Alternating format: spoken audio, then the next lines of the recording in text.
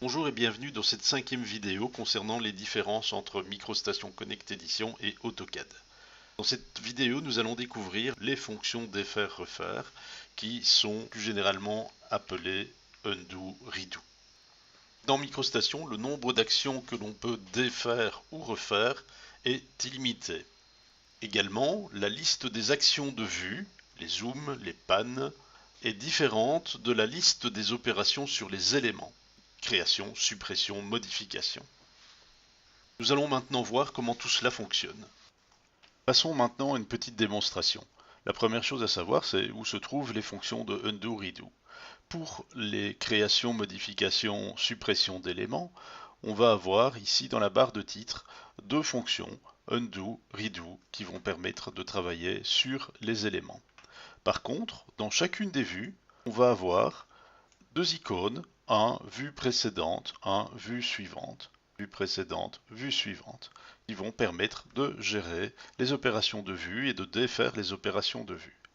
Petit exemple, maintenant, je vais placer un élément ici, je vais placer un élément ici, je vais opérer une opération de vue dans cette vue-ci, je vais opérer une opération de vue dans cette vue-ci, je vais placer un nouvel élément, par exemple une ligne ici, une ligne ici.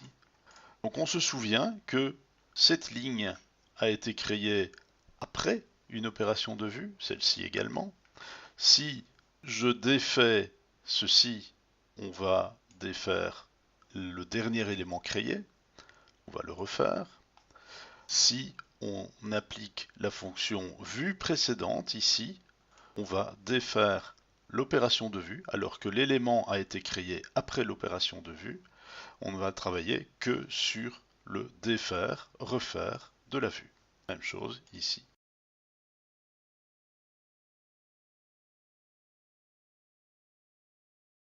Dans MicroStation, il est également possible d'activer ce que l'on appelle un historique de dessin. L'historique de dessin va permettre de conserver les modifications qui ont été faites sur les éléments. Donc modification, création et suppression. Ceci va nous permettre également de pouvoir visualiser les différences entre deux versions. Une version du mois d'avril, une version du mois de mai par exemple. Cela va permettre également d'annuler n'importe quelle opération réalisée sur les éléments dans une session de travail antérieure. Analysons maintenant comment fonctionne l'historique de dessin. Nous allons tout d'abord initialiser cet historique de dessin. Cette opération est faite une fois pour toutes et ne peut être défaite. Nous allons introduire une description pour dire que c'est le fichier initial par exemple, et nous allons valider.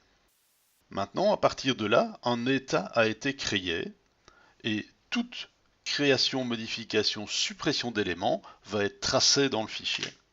Donc je vais aller d'abord créer une ligne qui va partir de ce point-ci jusqu'ici par exemple. Voilà, je vais créer une seconde ligne qui va partir d'ici jusqu'ici. Bien.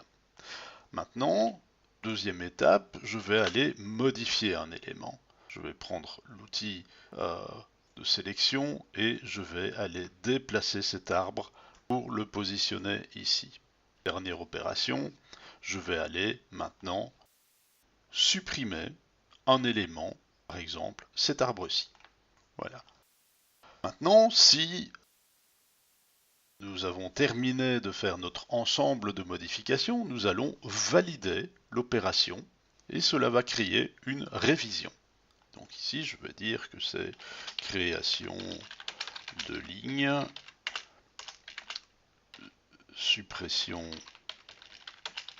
d'un arbre et déplacement d'un arbuste, par exemple. Ok.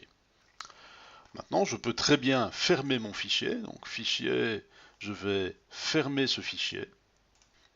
Je vais bien sûr le réouvrir. Donc, on ouvre une seconde session. Donc, si on veut utiliser la fonction undo, il ne veut pas, puisqu'il n'y a plus de modifications qui ont été faites dans la session courante. Il n'y a pas de modifications dans la session courante.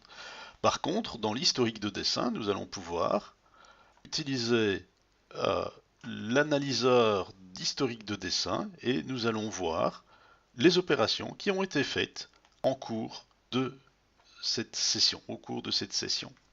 Par exemple, ici, nous allons afficher tout. Là, on va uniquement voir les éléments en vert qui ont été créés. On peut voir également les éléments qui ont été supprimés en rouge. On va pouvoir voir les éléments qui ont été modifiés. Et éventuellement, on pourrait voir l'état avant modification. Donc cet arbre est la modification, cet arbre est l'état avant la modification. Bien entendu, on va pouvoir les afficher tous et on va pouvoir, avec cette fonctionnalité, afficher les modifications élément par élément. Donc ici, je vais pouvoir dire, ça c'est l'état après modification. Ici, c'est la ligne qui a été créée. Ça, c'est la ligne qui a été créée. Ici, c'est la cellule telle qu'elle était avant modification. On va retrouver également celle-ci. Ça, c'est l'entité qui a été supprimée. Et cette entité supprimée, je vais pouvoir annuler sa modification. Voilà. La modification a été annulée. Et on va retrouver notre élément ici. Voilà. Ça est devenu de nouveau un élément à part entière. Nous allons pouvoir répéter cette opération sur tout type d'éléments. De nouveau, maintenant, valider une nouvelle modification. On va l'appeler restauration d'un élément supprimé, par exemple. Okay. Maintenant, on pourrait ressortir du fichier, mais on a compris le principe. Je vais pouvoir maintenant retrouver toutes les opérations qui ont été faites dans cette session. On peut également annuler toutes les opérations qui ont été faites au cours d'une session. Voilà. Et ici, cet arbre, dans la nouvelle révision, apparaît en rouge puisqu'il a été resupprimé. Si vous souhaitez en savoir plus sur ces formidables outils, n'hésitez pas à nous contacter.